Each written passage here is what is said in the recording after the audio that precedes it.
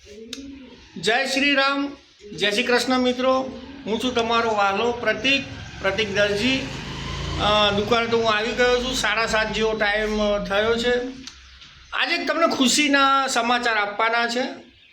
આજે મારો સૌથી નાનો ભાઈ, એના ઘરે દીકરીનો જન્મ થયો છે, લક્ષ્મીનો જન્મ થયો છે। એટલે આજે અમારી ખુશી અપરંપાર છે।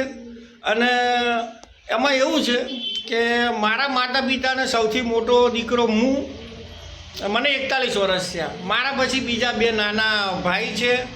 એટલે અમારા ઘરમાં 41 વર્ષથી દીકરીની રાહ જોવાતી હતી કે ક્યારે દીકરી આવે। અને મારા નાના ભાઈના ત્યાં દીકરી આવી છે।